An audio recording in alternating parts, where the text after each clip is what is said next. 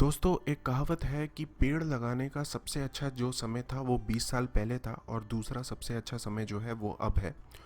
तो फ्रेंड्स, आप growtrees.com का उपयोग करके कम से कम एक पेड़ ज़रूर लगाएं, क्योंकि आपका एक पेड़ एक साल में लगभग हमारे वातावरण से 20 किलो कार्बन डाइऑक्साइड खींचने का काम करेगा। तो फ्रेंड्स, मैंने भी लगाया है, आप भी लगाइए। धन्यवाद।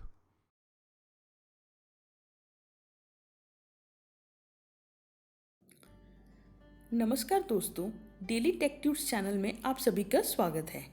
आज के इस वीडियो में हम डिस्कस करेंगे कि आप मोटर इंश्योरेंस क्लेम कैसे कर सकते हैं। इसके लिए जो हम वेबसाइट रेफर कर रहे हैं वो है IRDAI की, यानी कि insurance regulatory and development authority of India की।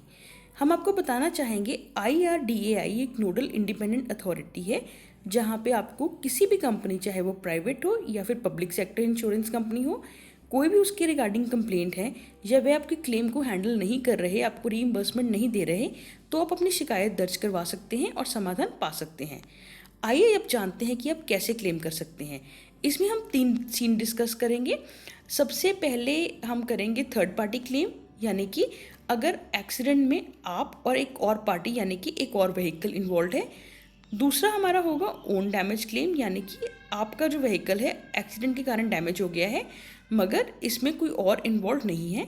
और तीसरा है थेफ्ट क्लेम, यानी कि आपका व्हीकल चोरी हो गया है।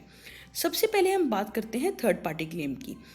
अगर आपको कोई पर्सनल इंजरी हुई है या आपका जो प्रॉपर्टी यानी कि व्हीकल डैमेज हो गया है मगर इसमें कोई और भी इन्वॉल्व है, उस पर्सन को हम कहेंगे third party claim. Third party claim में 2 सीन्स आते हैं। सबसे पहले जब आपका अपना व्हीकल इन्वॉल्व हो तो आपको क्या ध्यान रखना है कि एक्सीडेंट के बाद इमीडिएटली आपको पुलिस को शिकायत करनी है और साथ में इंश्योरेंस कंपनी को भी आपको इन्फॉर्म करना है कि आपका व्हीकल एक एक्सीडेंट में इन्वॉल्व है।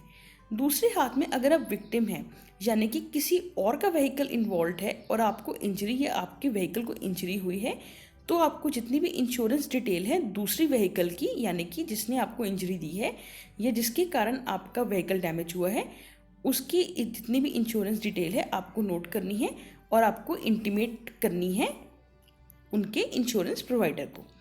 अब हम बात करते हैं ओन डैमेज क्लेम के बारे में। ओन डैमेज क्लेम का मतलब है कि आपकी जब अपनी व्हीकल एक्सीडेंट के कारण डैमेज होती है मगर इसमें कोई और इन्वॉल्व नहीं होता। कई बार आपका स्कूटर स्किड हो जाता है सड़क पे जाते जाते, तो उस केस में हम बोलेंगे ओन डैमेज क्लेम। इसमें आपको क्या करना है, आपको इमीडिएटली इंश्योरेंस कंपनी जहाँ से आपने इंश्योरेंस ली हुई है और पुलिस को इन्फॉर्म करना है, ताकि जल्द से जल्द जो इंश्योरेंस कंपनी वाले हैं वह एक सर्वेयर डेप्यूट कर सके, यानी कि एक सर्वे वाला बंदा होता है जो वहाँ पे आपकी चेक करता है और फोटोग्राफ्स क्लिक करता है आपकी व्हीकल की, ताकि वो असेस कर सके कि कितना डैमेज हुआ है। आपको बिल्कुल भी जो भी एक्सीडेंट स्पॉट है वहाँ से अपना व्हीकल नहीं हटाना। आप तभी हटा सकते हैं जब आपको पुलिस और इंश्योरेंस कंपनी की परमिशन मिले। जैसे ही आपको परमिशन मिलती है रिमूवल के लिए, आप अपने व्हीकल को रिपेयर्स के लिए दे सकते हैं। आपको एक बात का ध्यान रखना होगा कि जब भी आप इंश्योरेंस खरीदते हैं उसी टाइम पॉलिसी डॉक्यूमेंट में लिखे हुए टर्म्स एंड कंडीशंस को ध्यान से पढ़िए, ताकि वो क्या क्या सिनेरियोज को कवर करता है और क्या वे आपको कैशलेस सर्विसेज देता है या नहीं। तो अगर आपकी पॉलिसी कैशलेस सर्विस है तो आपको सीधा का सीधा इन वर्कशॉप पे अपने व्हीकल को लेके जाना है और इंश्योरेंस कंपनी डायरेक्टली वर्कशॉप को पेमेंट कर देगी। और अगर आपकी कैशलेस नहीं है तो आपको इंश्योरेंस कंपनी जितना भी आपका खर्चा हुआ है सर्वे के बाद आपको वो रीइंबर्स कर देगी।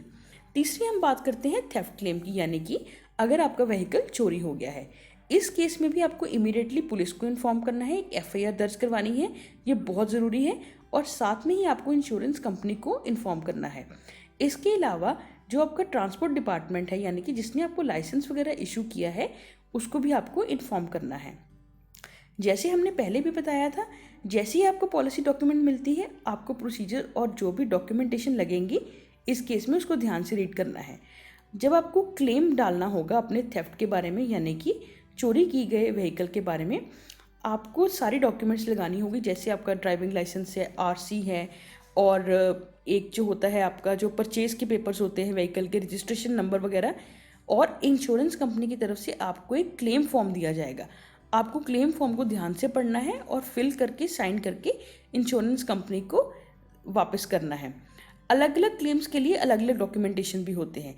जैसे थेफ्ट के लिए एक स्पेशल रिक्वायरमेंट है, यानी कि जब आपका व्हीकल चोरी होता है, आपको अपनी जो व्हीकल की चाबियां हैं यानी कि कीज़ है वह इंश्योरेंस कंपनी को सरेंडर करनी होती है। ऐसा पॉलिसी डॉक्यूमेंट्स में लिखा रहता है।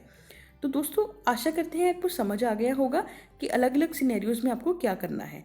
हम आपको फिर से एक बार बोल रहे हैं कि जब भी आप पॉलिसी डॉक्यूमेंट्स आपको मिले, आप कृपया ध्यान से उनको पढ़िए, ताकि एंड में आपको ये प्रॉब्लम ना हो कि आपको कौन कौन से डॉक्यूमेंट्स लगाने हैं और आपको जल्द से जल्द अपने इंश्योरेंस का क्लेम मिल जाए। आशा करते हैं कि आज का वीडियो आपको पसंद आया होगा। कृपया हमारे वीडियो को लाइक और शेयर कीजिए और चैनल को सब्सक्राइब कीजिए। धन्यवाद।